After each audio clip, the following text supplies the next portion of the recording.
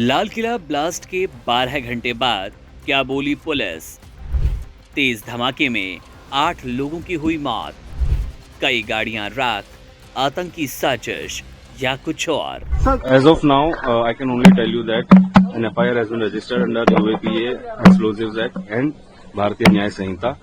Investigation has been taken up, and there are many specialized teams of Delhi Police, FSL, NSG also here on the scene of crime, and they are lifting evidences possible to help in the investigation. So what was the route of the vehicle? Because some people are It saying is no. We are doing investigation on it. अभी investigation बहुत ही preliminary stages के ऊपर है.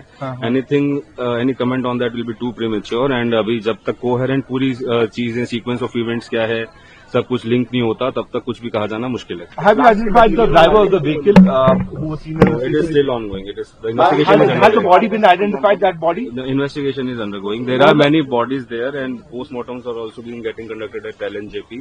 5 postmortems have already been done. So we are in the process of identifying some of them, and there are other people also who are getting treatments. So as of now, what body and or anything related to that is still. Do you have unidentified bodies also?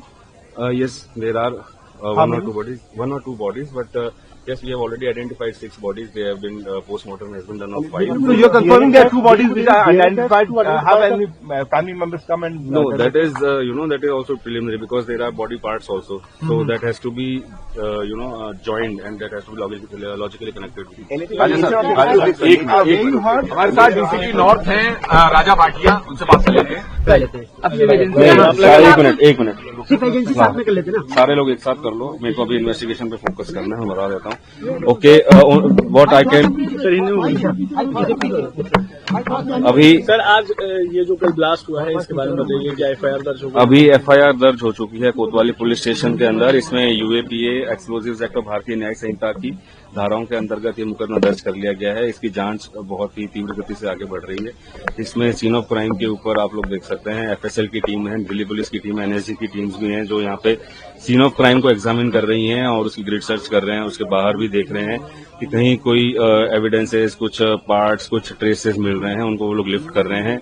उसके basis पे जो आप लोग सबको पूछ रहे हो कि क्या एक्सप्लोजिव था, वो एफएसएल वाले अपनी लैब में जांच करके उसकी पुष्टि कर पाएंगे.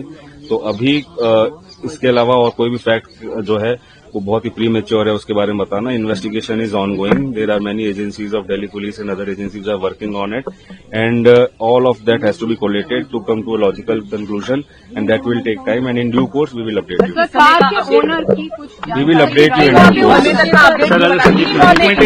कितनी मौत की पुष्टि हुई है? अभी उसके अंदर हम लोग को एलएनजेपी से जो हमारे पास फिगर्स हैं वो एक है. बाकी अभी मैं थोड़ी देर के अंदर आपको कंक्लूड कर पाऊंगा. और भी हॉस्पिटल से हम लोग डेटा ले रहे हैं और सारा का कंबाइन करके in short time we will update you on that only. Subscribe to One India and never miss an update. Download the One India app now.